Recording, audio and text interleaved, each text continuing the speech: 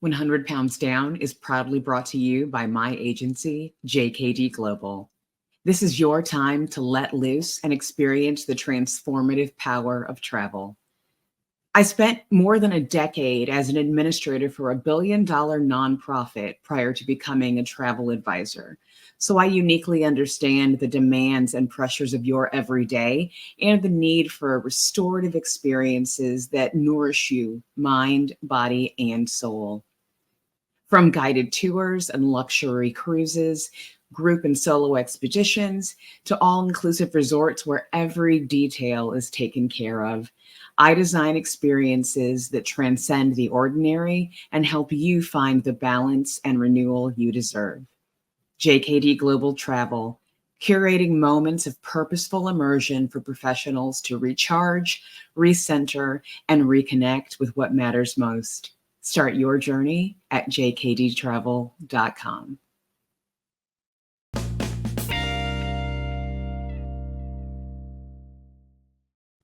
Welcome back to 100 Pounds Down, where we preach the gospel of GLP-1 and the word is good. I'm Kristen DiBiase, and after a lifetime of struggling with obesity, I lost 41.5% of my body weight on tirzepatide, also known as Mounjaro or Zepbound, and I'm never going back. If you're considering starting medications like these, Ozempic or Wegovy, you're already in the middle of your weight loss journey, or you're getting close to that maintenance phase and wondering what comes next, bring it in. So it's been a couple of weeks, and I'm sure people are wondering what happened to Kristen. Well, I've got to tell you, I had an autoimmune episode, and I had to pull back quite a bit. This happens to me every once in a while. I try really hard to make sure that I am not burning the candle at both ends, not expending too much energy, not having bad work-life balance and all of those things, because when I get really, really overstressed, that's what happens. I essentially I blow a fuse, and I've got to go and just rest and really kind of sleep more than I normally do when I have decent work-life balance and things are not busy. This is a really busy time of year for me in my regular everyday job. And this year it was just more stressful and busier than normal due to some shifts in our personnel and other things that were going on. I've absolutely had to pull back for a little bit and rest and reprioritize for myself just because of the amount of work that I just finished going through. We're done with the regular academic year now for my primary work, and so that will be a thing that will bring me back to a more normal level of the activity that I've been doing. But I've honestly really been burning the candle at both ends and doing a little bit too much lately, because there's just lots of deadlines and things that are all due at around the same time, and those have to get done. And so I did have to take a little bit of a pause in some of the work that I was doing around the channel. But I'm back for the meaningful future. I'm not actually at 100% on the recharge yet right now.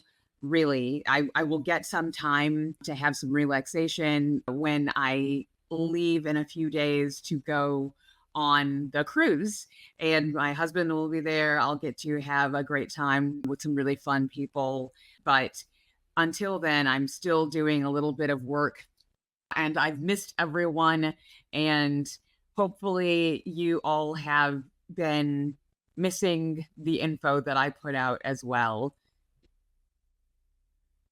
And hopefully I can get back to posting and making sure that my energy levels are staying high. So I got a few other things to follow up on in our update. So we got very, very close, but we didn't hit the 1,000 subscribers. And I'll pause right here and give everyone a chance because, again, my YouTube analysis and all of the data tells me that 66% of returning viewers to my channel are not subscribed. So pause right now, like the video, subscribe to this channel, hit that notification button, hit that trifecta so we can continue to grow the popularity of the channel for the algorithm. That means that the information that I'm providing to you all is relevant and it is something that more people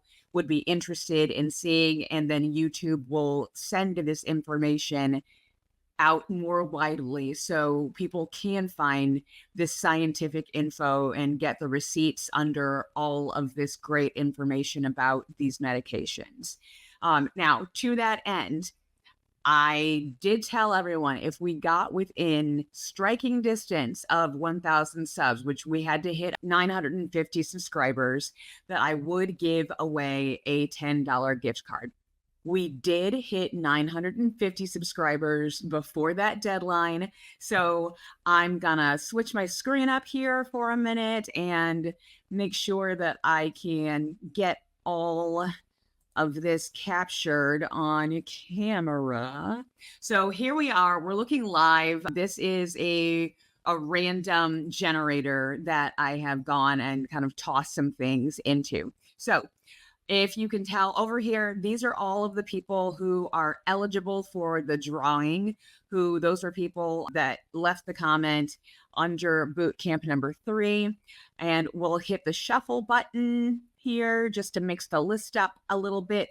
And now I'm going to click to spin and we'll see who our lucky winner is of our $10 gift card.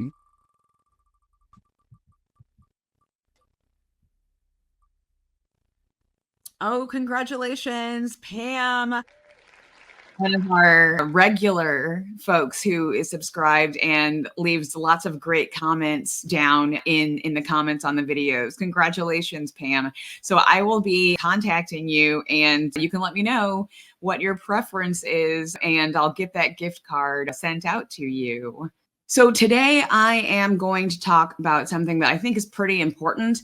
And this is something that has been coming up not only in articles that I've been seeing in the news and in magazines, commentary that people have on Reddit, and some of the things that I've seen in comments from some of the people who interact and watch the channel. Today, our topic is going to be about what happens and what is happening when the meds don't work.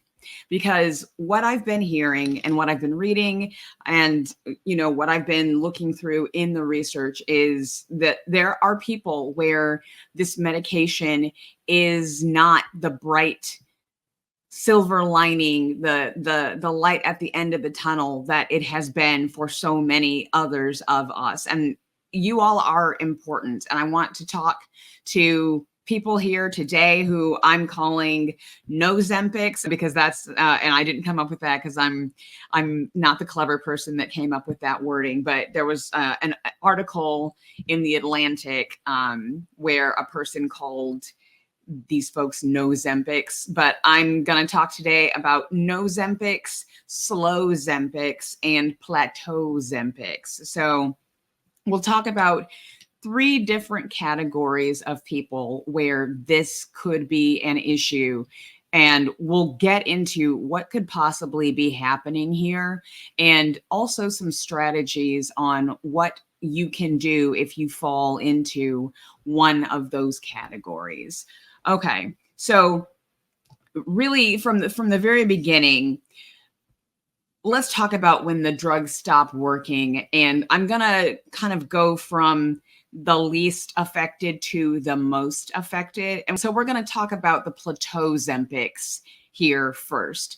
Now, this information is going to be applicable kind of across the board. It doesn't really matter which of the GLP-1 medications you are taking. A lot of the things that I've been reading are focusing and talking about Ozempic and Wegovy. But again, as anyone who is a regular watcher of my channel knows, that's just the shorthand that everyone is using for the class of GLP-1 medications generally. And you're going to see the same things occurring across medications. So even though I often will focus more on Mounjaro and Zepbound, this is absolutely still applicable to Ozempic, Wegovy, and possibly other medications beyond those four. Okay, so the first thing that I really want to kind of get out of the way, like right ahead of time, is that for the most part, this is not happening to the majority of people. It is a sizely amount of people in that it's not a tiny amount, but percentage wise, it's still less than 20% of individuals. In the trials that Novo did and the trials that Lilly did, both of those organizations noted that there was a percentage of individuals within their trials who did not have statistically significant weight loss efficacy. Now, within medical literature, clinical observation, what doctors generally say any time that they are looking at weight loss and what is a meaningful amount of weight loss, you're looking for a 5% reduction or more for that to be considered a clinically measurable or statistically significant reduction in weight. So anyone who is having a sub 5% improvement in weight loss is going to be considered a non-responder or a poor responder. In the same way that I believe I am a super responder, a person on the other end of that bell curve. I respond exceedingly well to this medication, given the amount of my body weight percentage that I lost, given what all of the data tends to talk about. We're now talking about people who are on that opposite end. And so, again, if it's starting between 9% on the low end, that was the low end number for Mounjaro and Zepbound with Lilly, up to 13 to 16% on the high end, and the 13 and the 16 are numbers for both Lilly and Novo. You're looking at, again, about a 15% number of people. So 85% of people are going to have efficacy on those two medications in particular, the tirzepatide and the semaglutide. 15-ish% of people will not have efficacy. Now, when we talk about people who are Plateau-Zempics, that's what I'm going to call people where they feel like the medication is stopping working. So the medication was working for them, and now they perceive or feel that it's not working for them. Let's talk about them first and kind of chat about what's going on in that situation. So I've taken a few notes here in my outline. So I want to, if you see me looking down, that's what I'm looking at. I just want to make sure that I'm not leaving anything out as I'm chatting about this. Now, the plateau could be number one, and that's why I called the people the Plateau-Zempics. What is really happening here? I mentioned that briefly when I was talking about something else during the Jillian Michaels video. Now, there's a lot of reasons why, if you've been on the medication for quite a while and it was working and now it seems like it is not working as well, that could be happening. The number one thing is, plateaus. So you can't just continually lose weight forever and ever until the entire thing is gone. That's not how most people lose weight. Most people will have periods of time where there is some kind of a pause that will occur. And there's lots of reasons for plateaus. Now, we will go later on in the strategies into some of the more human factor related causes, but I'm just going to stick to, let's just assume from, jump right now that everything that you're doing is the most perfect version of what you could be doing. And there's no errors, there's no, anything like that that's derailing you, etc. When people lose weight, there is a natural slowdown that occurs. And there are several reasons for why this can happen. The first one is, as people lose weight, the closer you get to whatever your goal weight actually is, the less weight you have remaining to lose, the harder it is to lose that weight. And that is because the amount of calories that it takes for you to maintain your regular everyday bodily functions is only a certain amount. The number of calories that it costs for you to keep your body alive, this is going all the way back to our boot camp videos, is your basal metabolic rate. If you are laying around doing nothing whatsoever, that's the number of calories it takes for your body to maintain the regular essential functions of living and being a human being. Now, that's the minimum amount of calories that any person's body should be getting on a regular basis. Anything above that is going to be extra that you can use for lots of other things, activities, exercise, doing fun things besides just laying around and doing nothing, all of that good stuff. But the more weight you burn and the less you weigh, the less number of calories it takes for you to stay at your current weight. And so the difference between the amount of calories it takes to maintain whatever weight you are currently at, which is your TDEE, your total daily expenditure rate, essentially, that number gets smaller as much as you lose weight. So at some point, your base number of what you need to stay alive and keep functioning has a very, very small space between that number and the number of calories that are needed to maintain how much you currently weigh on any given day. As that number gets smaller, the deficit amount that you would have to essentially overcome by reducing the number of calories that you eat, it becomes harder. And that's why as people get smaller, it takes longer for them to lose the final pounds if they've been on a weight loss journey. We talk about how on average, it is about 3,500 calories to 1 pound that somebody weighs. So if you're dividing that out over a 7-day week, that's a calorie deficit of 500 calories per day. Now, as you get smaller and you don't need as many calories to power your body at the weight that you're currently at, a 500 calorie difference can be quite a lot. And so for someone to continue losing at the same speed that they have been losing, if they've been losing weight at a certain amount per week, that becomes more difficult the smaller you get. And so the amount of the deficit has to increase. And that's the part where it gets hard for people, because there's a certain point where like you really should not be eating under a certain number of calories.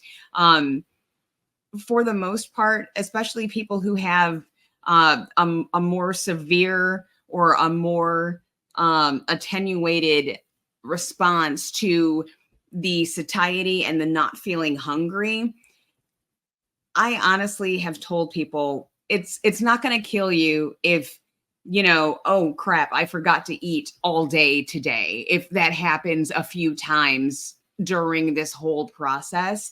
But what you should not be doing is trying to starve yourself. You should not be fasting, essentially, if you're taking these medications, in order to make sure that your body is continuing to operate as optimally as it can, you do need to be hitting a minimum number of calories to function. And that's why I tell people, even if you're not hungry and you're really trying to focus on getting your protein in, like I did, really try to shoot for a minimum number of at least 1,000 calories a day. And that's even kind of low, but it is going to really hurt you in the long run. But having said that, that slowdown, that's what one of the causes of plateaus can be. It's not that you're actually necessarily plateauing. It is a very, very perceptible slowdown in the rate at which you continue losing. So although you might be losing, it might be in increments of a single pound within a given week or something like that. It's just so slow that it feels like it's not moving, but it actually still is. So that's one piece. Another reason why people will have plateaus is because we talked about this as well in a previous video. Your body wants to stay at certain places that it is comfortable being at. And those are this idea, again, of your body weight set point. If you have had periods of time that you have spent at certain weights or in a certain weight range for multiple years, those are going to be places that your body kind of remembers. It has a sense memory for those weights. And those are places where your body will try to fall back into that re-regulation, that body weight thermostat, where it wants to re-regulate you back to that place where your body has been. That's another reason. So your body might be fighting against you on some level if you have unwittingly maybe gotten to a point where this is a weight where your body has been familiar with that weight range for a while, and it's wanting to slide back into keeping you at that weight, whatever that weight might be. That's another reason that we could be seeing what feels like the medication has stopped working or isn't working as well. Another reason is hormonal fluctuations and stress. For a lot of women, particularly women who struggle with PCOS, as I do, there is a monthly issue that some people will have because their hormones are fluctuating around the menstrual cycle. And there's lots of women where that happens to them. As you are losing weight, the hormonal levels that you have are changing in and of themselves simply because the weight loss is occurring. But then when you then layer on what we know to be the case, which is that these medications also have a direct impact on hormonal levels in your body, not to mention that stored fat also itself gives off its own hormonal signals. You've got 3 different sources of hormonal energy that are coursing through your body and wreaking havoc. And as your body is changing sizes, as your body is, recomposing itself, we can only imagine what that could be doing. And sometimes when there's a lot going on, one of the things that the body does is say, let's pause it for a second here. Let's just sit down and do nothing and regroup for a little bit and see what the heck is going on. So that could be another reason as well.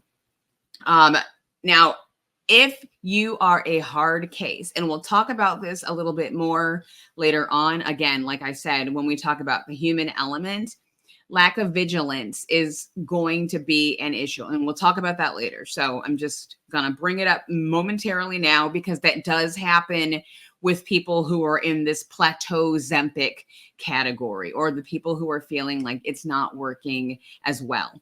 And then here's the one that a lot of people are not tracking on, but it's the most obvious one. And it wasn't obvious to me even, but here's the thing. What are we always talking about? We're always talking about the efficacy of this medication and how great it works. And when we talk about how great it works, what is the thing that so many people talk about? They talk about the percentage of body weight that you can lose on the medication. That is one of the selling points. When you are taking an Ozempic or a Wegovy, you are able to lose 15% of your body weight. When you are taking a Mounjaro or a Zepbound, you can lose 20 to 24% of your body weight. We're constantly saying that talking point when we're talking about these medications. But how many of us have actually stopped to pause and think about what we have been saying? I honestly, it blew my mind when I just thought for a second, wait a second. I talk about this all the time, but I'm never actually really sitting and letting those words sink in. Lily and Novo have already told us up front how much weight we can expect to lose if we are having an average experience on this medication. So for some people, depending on how much you weigh, you may have already gotten the maximal benefit amount from this medication. So it's not that the medication has stopped working. The medication has actually worked exactly as they've told us it would work. It's just that that percentage of weight that you have lost, that's not the number you want to land on. That's not the place where you want to end up. And that was something, I never thought about it in that way. And so that is a piece that cannot be overlooked. If you look at your numbers, have you gotten already, depending on which of the medications you're on, to that estimated average percentage of weight loss on the highest dosage of the medication? And if you haven't, and you're still having issues, then perhaps we're moving into a new category. The person who is a Slow-Zempic or the person who is a No-Zempic. Now, let's talk about when the drugs barely worked for you, or the people where the drugs never worked for you, and what could be happening if that is the situation. Now, there are 5 different groups of people that kind of fall as subcategories under this type of user of the medication, the Slow-Zempics and the No-Zempics.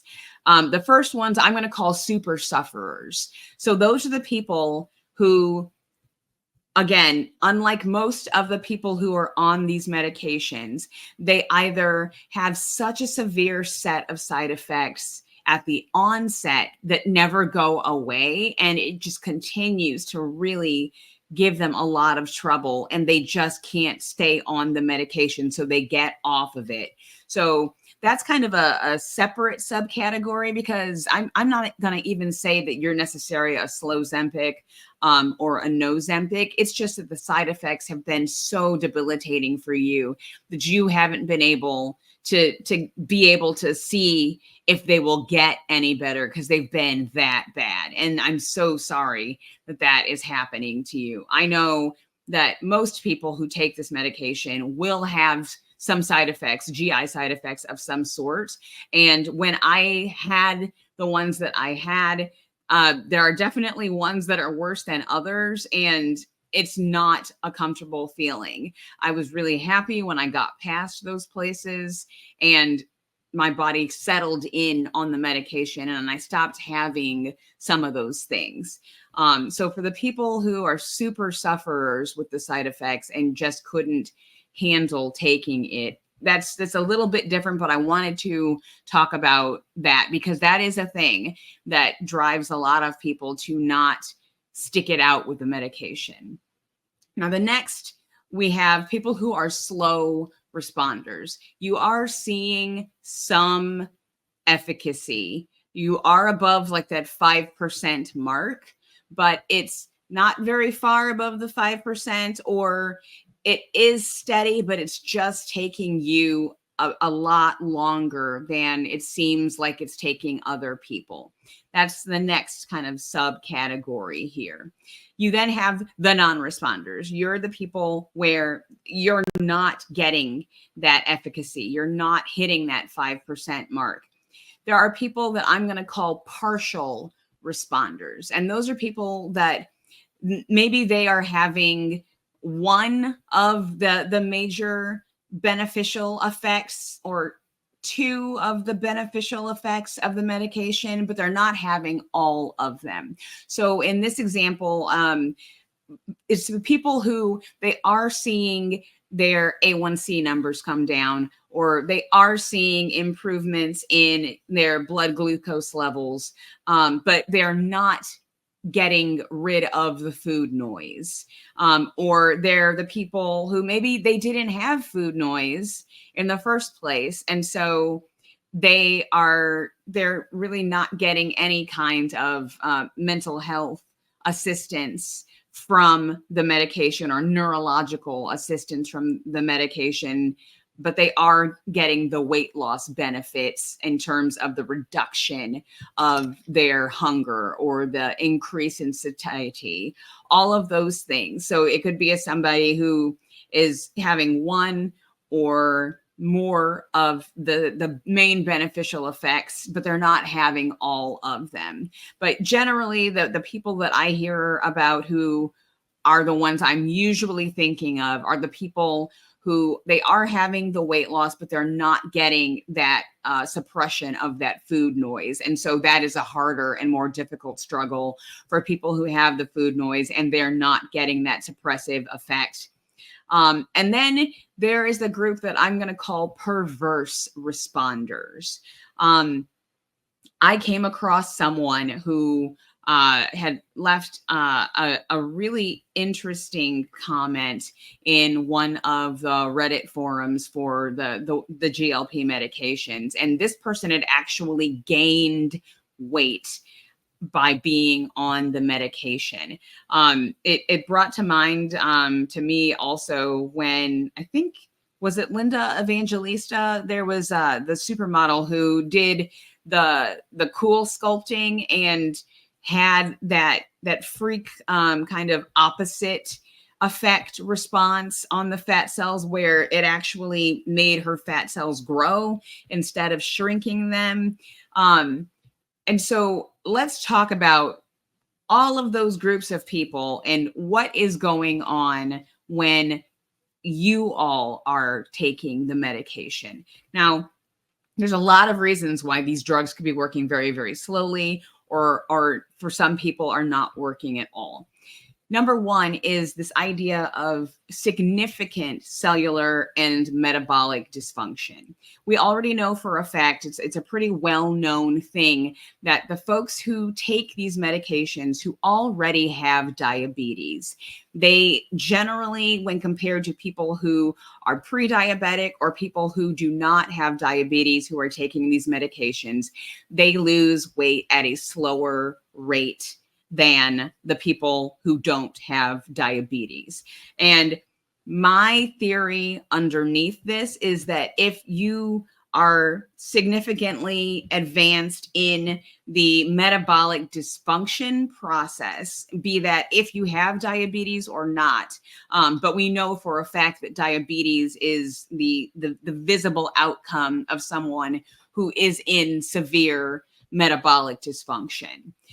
If you have severe metabolic dysfunction, my theory is that when these medications, which are designed to help heal that dysfunction and curb it, when they are working in our bodies, they are doing that work to make these repairs. But if you are so far into the dysfunction with your metabolism, there's a lot more damage there that needs to be repaired. And so it's going to take longer. And that is always going to be the first thing your body has to do before you're going to see any of the weight loss efficacy, because it is designed to do all of those things that I told you about the medications doing in Boot Camp 3. One of them I'll just highlight here in particular because it ties into what we're talking about. If you recall, this medication will take kind of pre-developed, so mesenchymal stem cells. Those are stem cells that have the ability to turn into the type of cell that they are going to be. They still have a chance to turn into different kinds of cells. They will recruit those and start turning them into pancreatic cells that are the ones that make insulin. So your body is being helped to be able to recruit those mesenchymal stem cells and create brand new insulin generating pancreatic cells. Now, for people who have diabetes at a very, very severe level, a lot of them have completely lost the ability to make their own insulin. People who are taking these medications have seen the regeneration of cells sufficient enough to actually restart the body's ability to make its own insulin. Obviously, at a very minor level at first, if you're coming from nothing. But that is the power of what these medications can do at the cellular level in the body. So imagine you're someone who has that level of metabolic dysfunction, that you weren't even making insulin. Your body is slowly but surely, as you've been taking this medication, if your body is the type that is responding well enough to that and has, the genetic propensity toward the regeneration, it has revived its ability to make insulin. So imagine how long that would then have to take before you have and if you even get, because again, it's not this unlimited thing. But let's just assume that somebody could regenerate enough insulin and they had not been making any insulin, that they now no longer need to supplement with synthetic or external insulin at all, because they're making their own insulin in their own body. Only if their body got to that point would that insulin amount be sufficient to then start really helping with the weight loss. And so that's why it's a much slower process for people who are diabetic. But I believe that that kind of goes across the board for any type of metabolic dysfunction that has as its obvious and secondary effect problems with weight loss. All of that damage has to be sufficiently rehabilitated or restored or fixed before your body can then get back to functioning in the normal way of how a well-functioning body would work while losing weight. That's the first thing. There's then this idea of people who have other underlying health conditions. And I'm going to take it out of weight loss for a moment because I find this example a little bit illustrative. And it has to do with the infertility that I deal with. For me, I have 3 different autoimmune related causes for my infertility. And when I was explaining this to someone, I basically said, if you look at infertility like having allergies to certain substance, say I've got a peanut allergy, I've got a celiac gluten allergy, and I also have dog hair allergy. Let's just make it all up, right? And the thing I'm trying to stop doing is itching. Maybe the reaction that I have is itching. If I get the treatment for the dog hair allergy, which is I'm supposed to pop a pill every day, and that's going to handle my dog allergy, I'm not going to stop itching because I still have 2 other allergies that cause itching. And so in this explanation that I was giving, for me to be able to get pregnant, I would have had to basically cure or significantly ameliorate 3 different autoimmune related disorder functions in order to be able to get pregnant. And that's fairly impossible for me. And so taking it out of that example and bringing it back to this idea of weight loss, these medications, we know what they do and how they work, but there could be other underlying causes that are separate from the things that these medications work on and the places these medications target that could also be having a negative impact on someone's ability to lose weight. So in this example, let's say that, this medication is one out of a couple of different things that can fix one issue out of maybe somebody unknowingly has 2 or 3 different issues that are separate and causing the metabolic damage, or that are causing other issues within their body that this medication does not assist with. That could be an unknown that people are dealing with that could cause this either slowdown or this absolute lack of efficacy on the medication. There's this other piece then that goes into the complexity in terms of the genesis of obesity itself. And what I'm talking about here is issues like trauma or developmental delay. There's what they call in the medical field common obesity. And common obesity, for lack of a better term, is just regular obesity. Obesity that is not tied to having some kind of trauma-related hypothalamic stress response in the brain. Everything that's not common obesity is hypothalamic obesity. And hypothalamic obesity is essentially this idea of depending on what happens to you in your life, particularly if it is happening during a developmental period in your life, which means childhood or early adolescence in particular. Those are the areas where this is most critical. Bad things can happen to people as adults as well. And they can also kind of have, in some people, hypothalamic effects.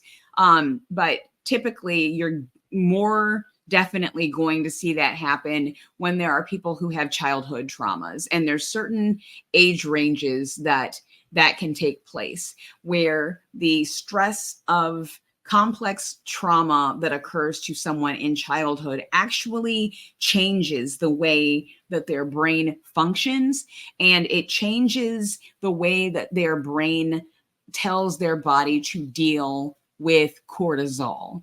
And that can change and cause issues with people. And you will often see this happen when you have children who are at a normal weight, and then very suddenly there is a high, quick onset of obesity at a young age. Typically, that is due to some type of childhood trauma if it is not otherwise provable by other genetic means.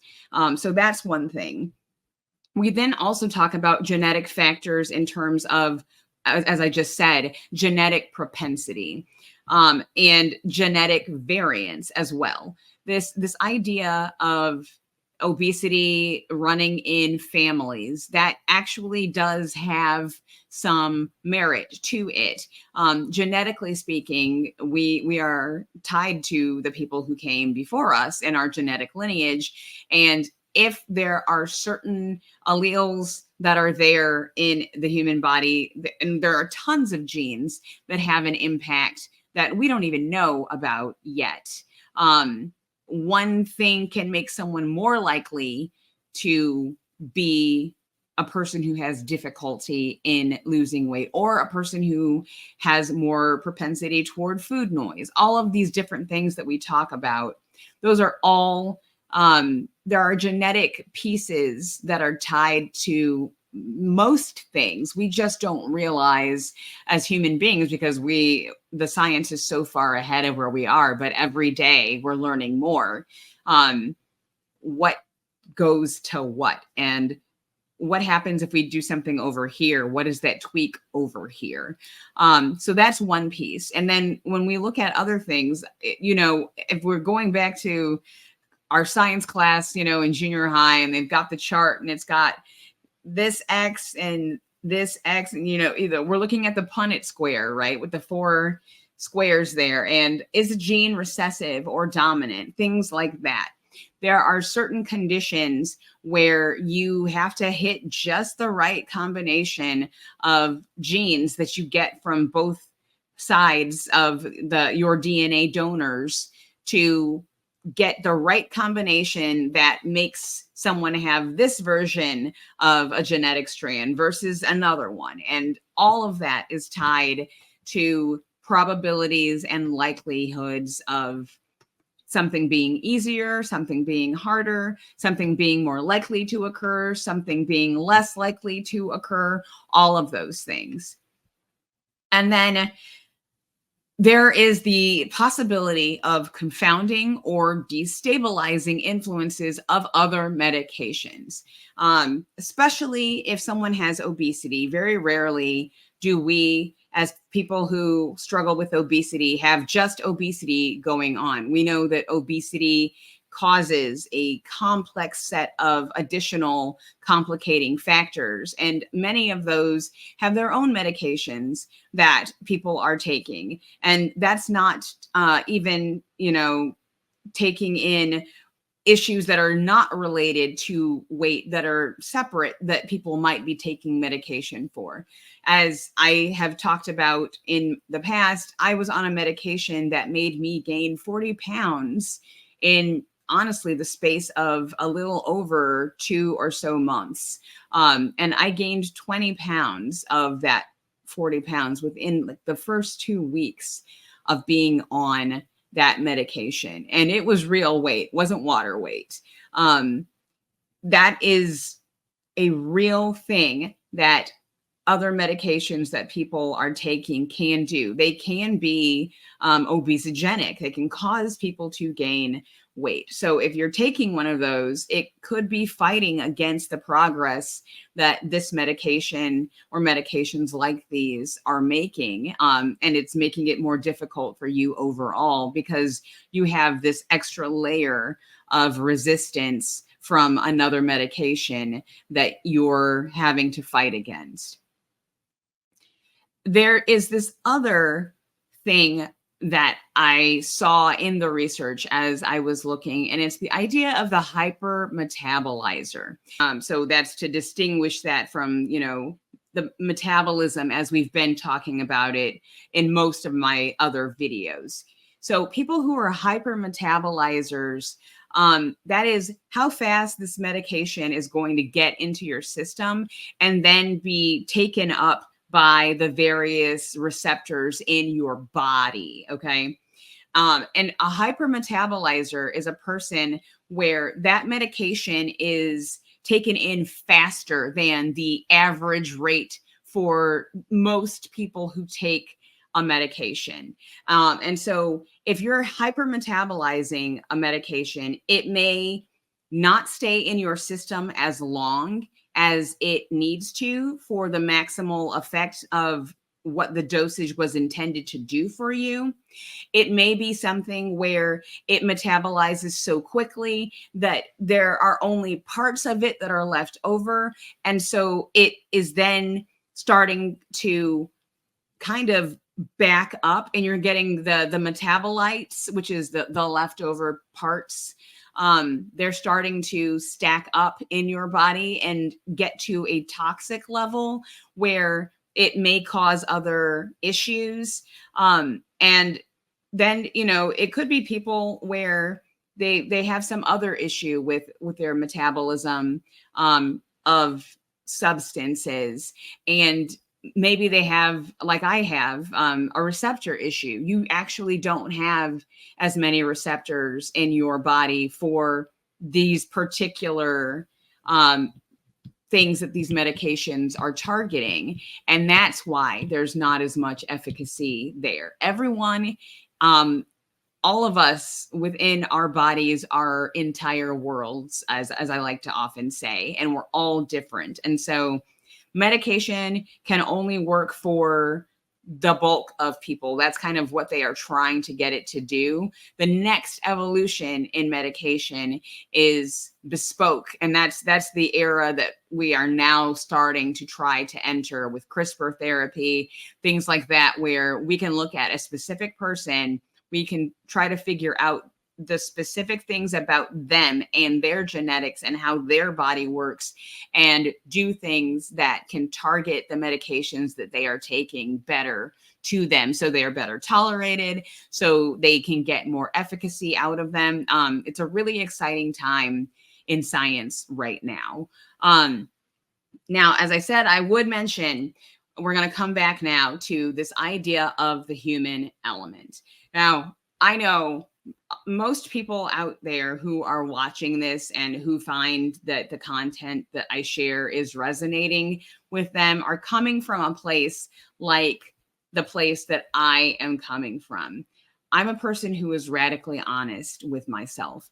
I don't like wasting my money. I don't like wasting my time, and I don't like wasting my efforts. And so when I know I'm not doing whatever it is I need to do for something, I'm going to own that. I'm not that person who's like, oh, well, I only did this, when you see like that show Secret Eaters that came on the BBC in the past, where the people talk about, I hardly eat at all. I do X, Y, and Z. And then they follow them around with like secret cameras and stuff. And obviously they're eating a ton of stuff that they're not reporting, or they're eating way more than they said they were eating, like all of those things. I don't lie to myself in that way, because I'm really trying to get the most out of every endeavor that I am attempting. And I feel like a lot of you who watch this channel are in that same boat, especially with the amount of money that this medication costs to be on it. Even if you are going plan C, right? It's not cheap. And so I highly doubt that most of you who are watching me are cheating, so to speak, are not doing the things that you need to do to make this stuff work, especially when so many other people are talking about how miraculous this medication is. But let's talk about the human element. So I'm going to go back to that thing that I talked about with this lax vigilance. Let's say that you are a person who is a Slow-Zempic, right? We already know, if you're a Slow-Zempic, that there could be any one of those other reasons I just listed down that could be the cause for why you're just not having as good of a response as you see other people are having. If you are a Slow-Zempic and you have started to become lax, or if you have regular efficacy on this medication and you're in a plateau suddenly, could it be because you are a person who has to be hypervigilant and you've started to relax your vigilance? Now, relaxing your vigilance is not the same thing as what I just talked about, lying to yourself, like doing all those little things, like not owning up to what you're not doing.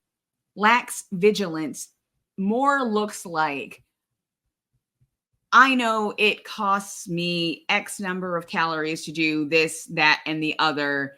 And so I start, instead of, if I'm a person who weighs my food, I stop weighing my food every single day because I'm eyeballing it because I've been doing this for long enough.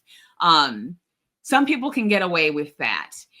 If you're a person who is already up against obstacles, and maybe you didn't even know you were up against them until now, as you're getting closer or as you've been on the medication for a while. Those are small things where people would naturally start to become more relaxed because they've been doing it for so long. They know how to do this, right?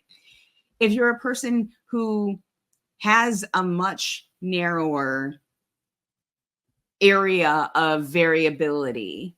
And if you go more than 150 calories over your target, that it's gonna be bad for you. You're not gonna, do that. You're a person who cannot be as relaxed. And if you have started to relax because you were having that success that you were noticing, and the success has started to slow, that would be one of the things that I would immediately tell someone who is a Plateau-Zempic. And the other thing is this idea of not changing habits. Me, the super responder, I talked in my episode about the protein and, why I chose not to exercise. But, my good friend Ange, who she and I have chatted before, and I know a lot of you are also fans of Ange's channel. Ange has been very clear that she needs to exercise or it's not going to happen for her.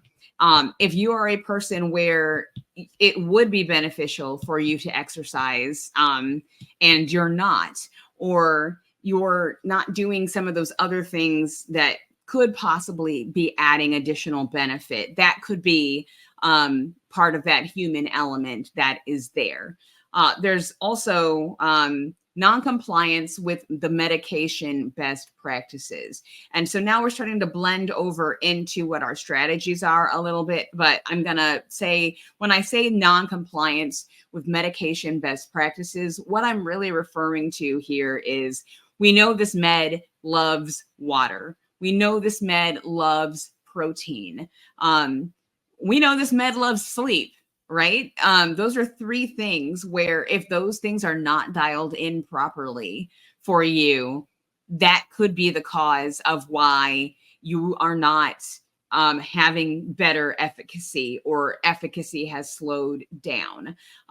So let's now get into what are the strategies that people could be employing here to have a little bit better of an outcome if they've noticed things slowing down.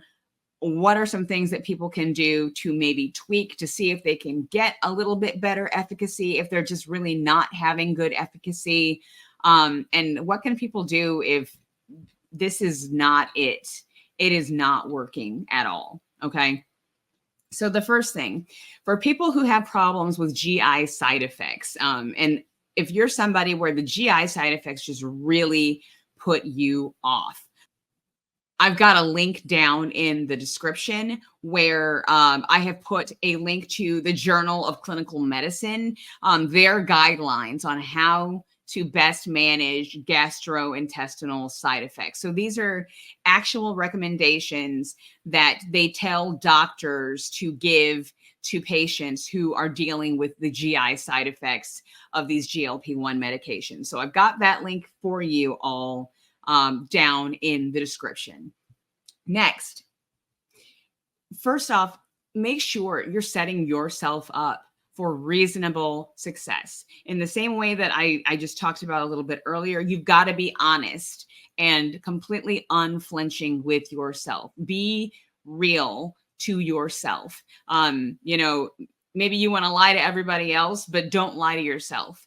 If you know you're not doing whatever, the thing is that you need to do, like, you've got to be honest that that could be the reason for why.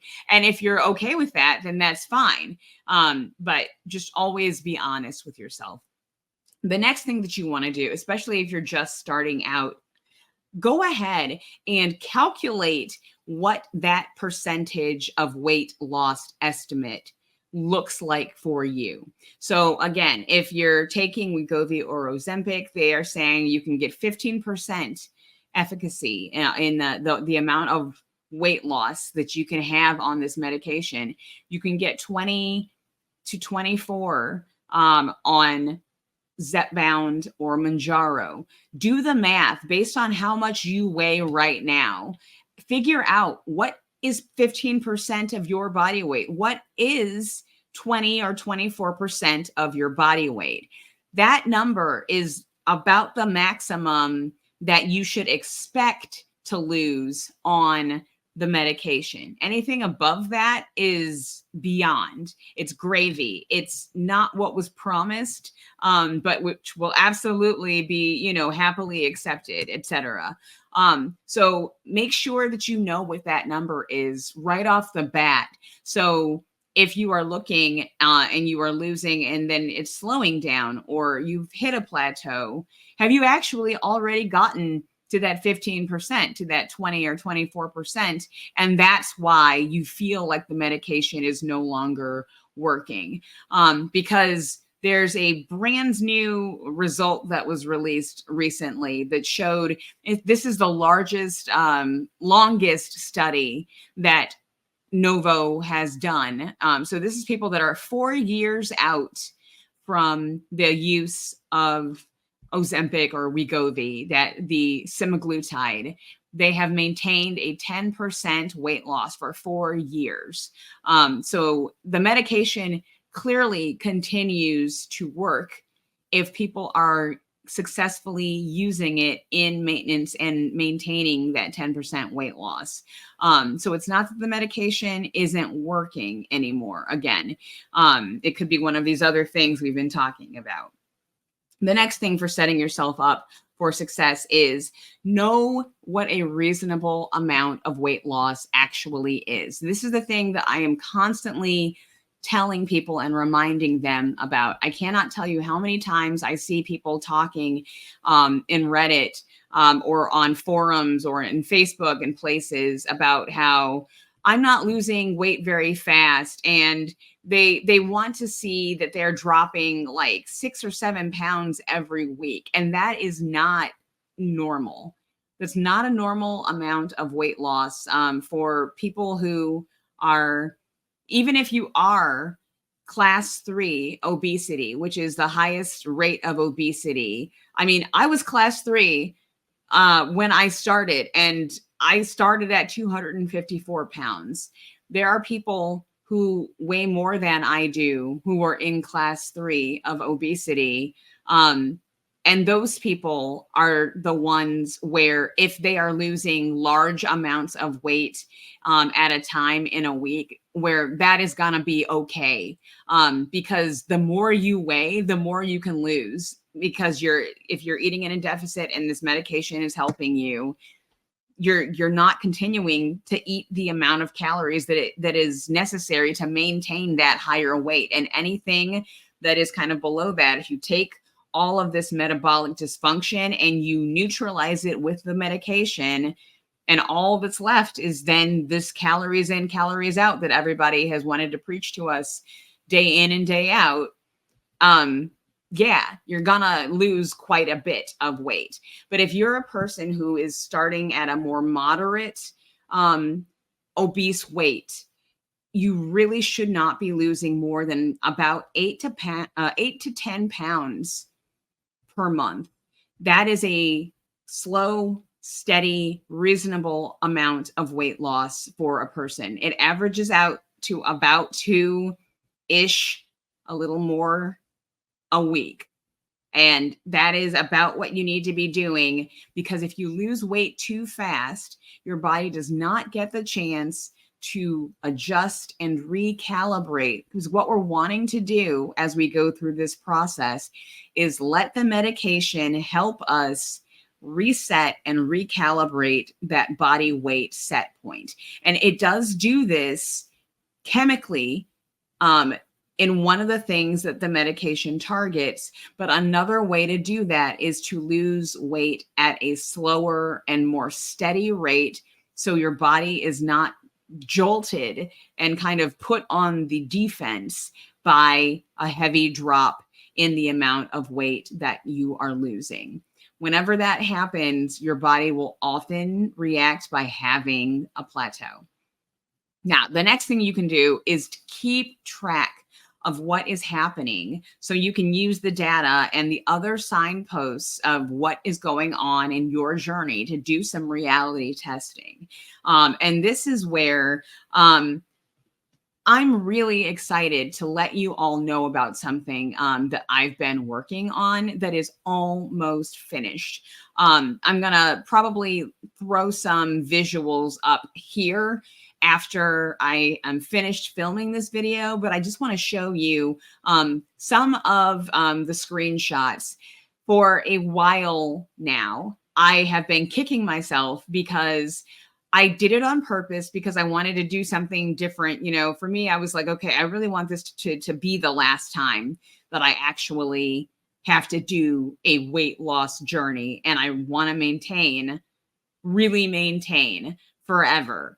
And so I just wanted to go about it differently than I always had all of the other times before. So I didn't take before pictures, you know, aside from having a start weight, I didn't take start measurements. I didn't do a lot of the things that I usually do when I'm about to undertake a weight loss journey.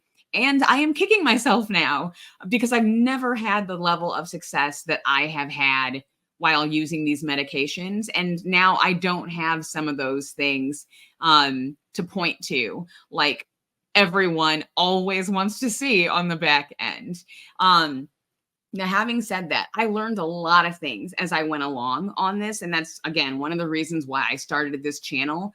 But the number one thing that I have wanted to do ever since I started the channel was to give other people an opportunity to be able to do that tracking and not have to make it into like a whole thing. Because when it is a whole thing, that is what makes people stop doing the tracking.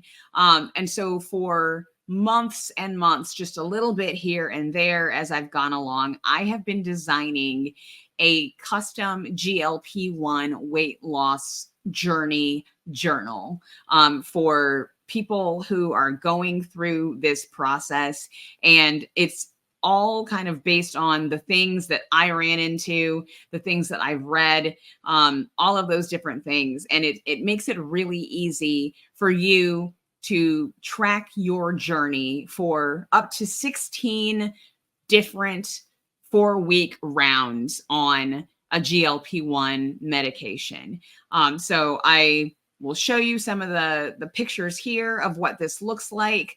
I will pretty soon have this available for sale. I think I might do a pre-sale with pre-orders to help keep me motivated and getting it finished, where there will be an introductory pre-sale, a discount on the price. I haven't really thought through kind of what that is, but it's getting close to finish. So I started getting excited about it and wanting to show people kind of what it looks like a little bit. So going along with that, one of the things that I want you to do, and you don't have to use mine, but keep track of what is happening to you. And that means you've got to have the receipts. You've got to track this data. And so I've really designed this so it does take all of these things that I'm talking about into account. But so if you have the data, because you can see exactly how much weight you lost in a given week, you can see where you started at the start of a round, you know exactly what dosage you were on. Those are all kinds of things that I did not track religiously or in any kind of real order, that I'm now having to spend all of this time retracing and going back and putting together, because people, they're asking normal questions that people would ask, like, what was your regimen? Like, when did you titrate up on different things? And I have a horrible memory and I can't remember for sure. And I have to go back and try to re-piece together kind of the orders of the medication and all of that to get those answers. And tracking that from the jump is going to keep you from having to go back and do all of this backwards work to find those answers. So when you have this data, you can tell, are you actually plateauing, or are you actually still losing weight, but just at a slower rate now than maybe previous months? Can you tell if your body is taking a breather? The non-scale victories are going to be things that you can use to let you know, like, just because that number on the scale isn't moving that same pair of jeans that you try on every single, week. Like, how are those jeans looking on you? Do they look smaller still? All of that, when your body is reshaping and, it's doing that recomposition, the weight may not always change, but your body is still continuing to respond to the medication a lot of the time. Women, there will be the ability for you to figure out, are there patterns that are lining up with that menstrual cycle? The non-scale victories, like I talked about, those are things that you are able to track and write down, and you're able to go to the film. Like, how did I feel on that day? Put those things together and figure out, oh yeah, well, I don't remember, but I do recall that during that day, I was really, really tired. And maybe that was why, that whole thing. And then one other thing that you should always be doing is, if you are working with a doctor, obviously follow their orders. If whatever they are telling you to do on whatever schedule they're telling you to do it on.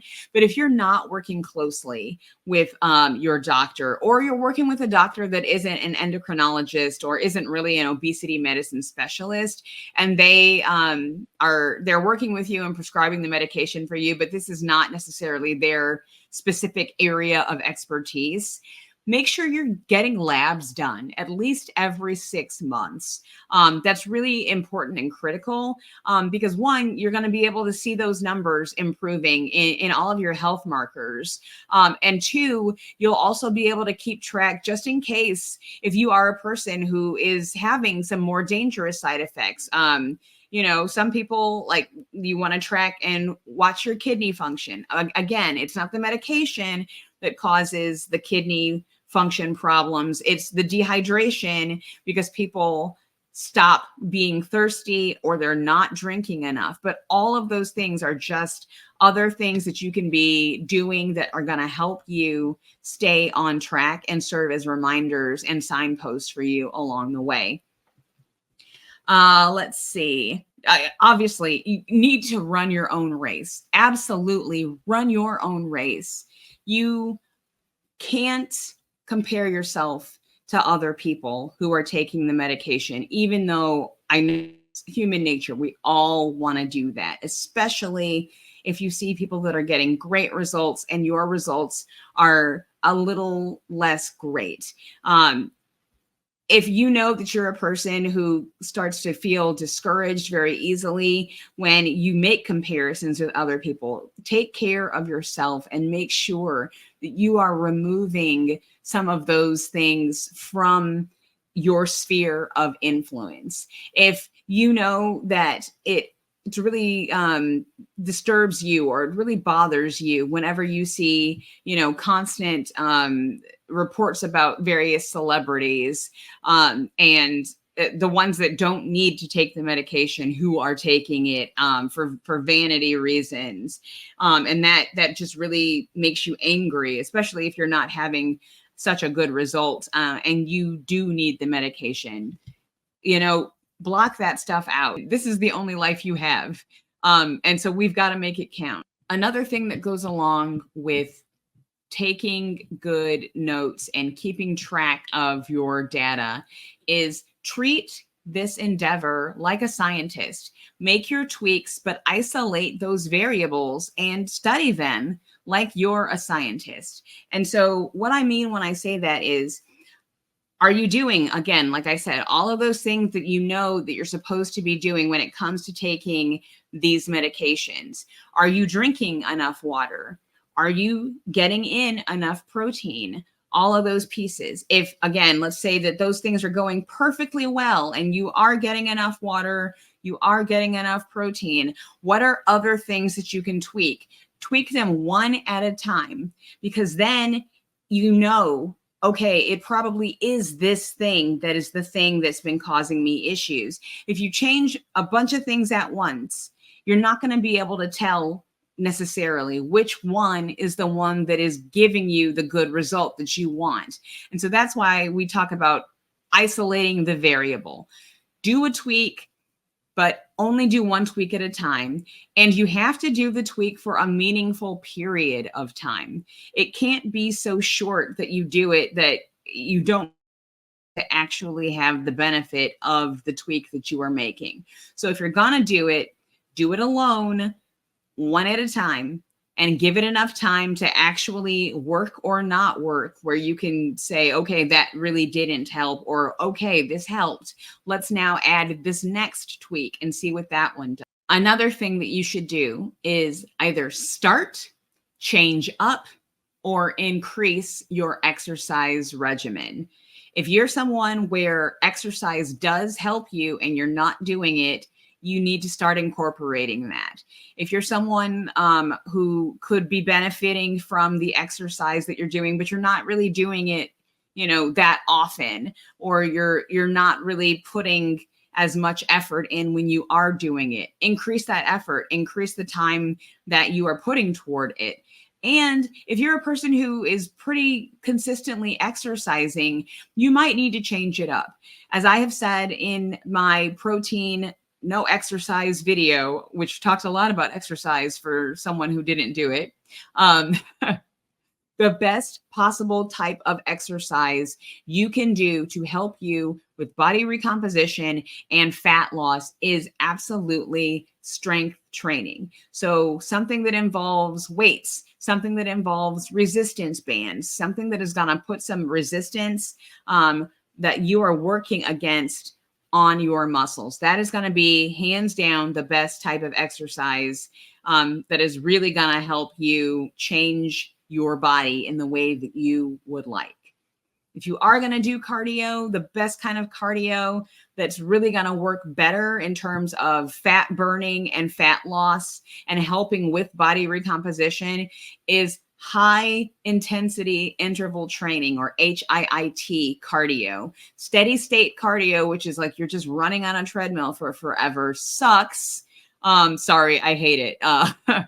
But it's also not as effective as if you put the pedal to the metal and go hard for like 60 to 90 seconds and then go back to either taking a break or doing a much lower level.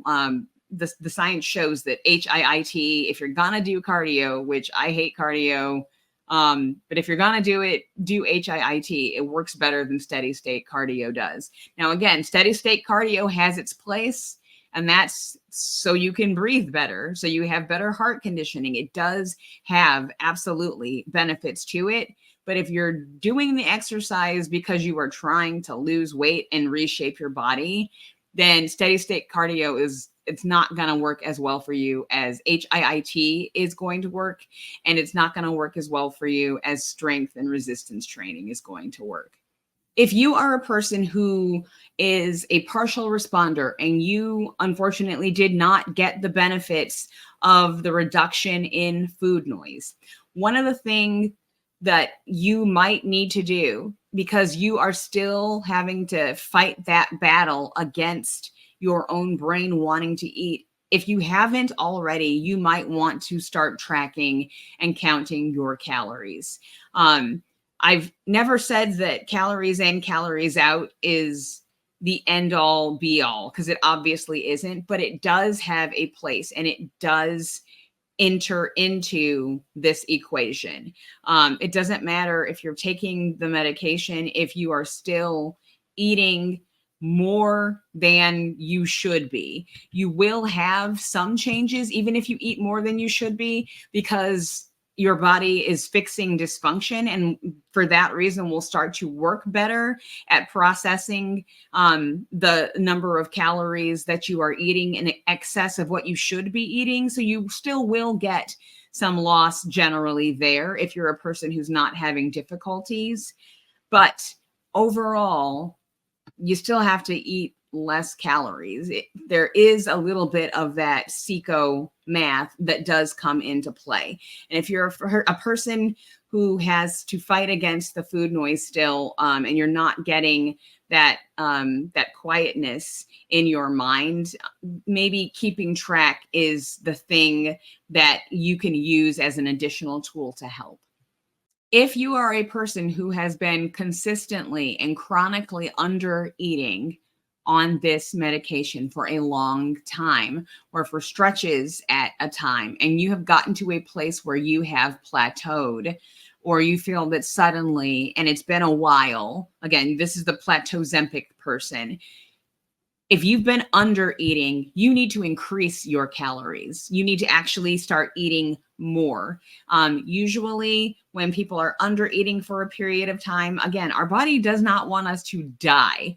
And so after you dip down below the necessary number of calories to maintain your normal functioning as a human being, your body is going to start diverting its energy and its efforts away from anything that it considers second tier, because now it's having to concentrate the very little amount of energy that you are giving it to the business of making sure that heart keeps beating properly, making sure your brain is continuing to function properly. All of those different things that you just need to survive are going to be the only things your body is focusing on. And to get that energy to power those functions, it absolutely will steal from your muscles. It absolutely will steal from other places. And it's going to slow down your rate of weight loss because it is wanting to make sure that it has something to give you because you're not feeding it externally. So if you've been eating a lot less for a long time and you've now hit a plateau, try going the other direction and actually increasing the amount of food that you are eating. And the last one, switch to a different medication. I obviously, because of the way that these medications work, like Mounjaro and Zepbound better than I like Ozempic and Wegovy. It targets two different receptors instead of one. However, even if they are targeting the same receptors, because they both target the GLP-1 receptor, the chemical that is put together by each of these different companies is different. It is their own chemical formula. So there are people who don't do so hot on Mounjaro or Zepbound, and they go off of it, but then they just think, man, I was really doing, I was losing weight, but I wasn't having good effect in terms of the side effects on this medication. But they get the courage up and they try the other one, and then they're absolutely fine on it. I've seen people for both directions. If they don't have efficacy or they are just having really bad side effects on one, a lot of times they switch and the other one does the trick, and it doesn't really matter which one it is. So just because you have a negative side effects result on Ozempic doesn't mean you shouldn't try Zepbound or Mounjaro, and vice versa. It's because they target those same receptors, and then the additional receptor for Zepbound and for Mounjaro in a slightly different chemical formula. That can be all the difference that you need for the way that it hits. One example, people who will have a lot of nausea on Ozempic, a lot of them find that there is less nausea on Zepbound or Mounjaro because it's targeting two different places. So it targets the one that makes you more nauseated a little bit less than Ozempic does. And it targets the other one a little bit more, which helps to mediate the feeling of nausea. And that's what part of that receptor does. So there's all kinds of things with that. I know some people who were having horrible heartburn on Zepbound and Mounjaro, and they got off of it and they went and they tried Ozempic and they weren't having heartburn. A lot of times you might have that same kind of experience within a given dosage of a medication. A lot of people, myself included, when I was on 7.5, I just felt like 7.5 was not it for me. I know the medication is still working, but it just didn't feel as great for me on my journey as the other dosages did. And I had horrible heartburn when I was on 7.5. And so you can see if that is another change. If you need to change the dosage that you're on. Sometimes if you have gone up, it's too high, go back down. But if all else fails and you've tried on both, Ozempic isn't working for you, Zepbound isn't working for you, have no fear. All you have to do is sit and wait, because there are so many different products, new compounds that are coming down the pipeline from tons of pharmaceutical companies. They are waiting in the wings. They are in their clinical trials. They're coming. All you have to do is wait until the next one comes out. And if you're a person who has never gotten the results you wanted on these, if you're a person who was getting results and now you feel that you're not getting the results anymore, or you are stuck and things are just not moving anymore. The best thing about us and being in this age, in the scientific breakthroughs that are happening in these medications, is that there are so many ahead of us. So just wait for the next one, honestly, and try it again.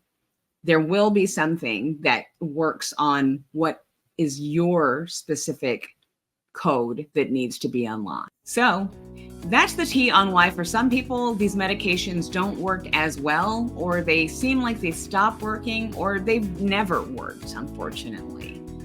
If you think that weight loss injections could be right for you, absolutely talk to your doctor or medical professional, preferably an endocrinologist or an obesity medicine specialist, because those are the people who know these medications the best. As always, I'm not a doctor. I'm just a woman who's sharing her own experiences and opinions, and I'm also not sponsored by or a representative of any pharmaceutical companies. Last but not least, if you like the content that I'm putting out and you find my channel helpful, hit that trifecta: like, subscribe, notifications, and I'll see you on the other side.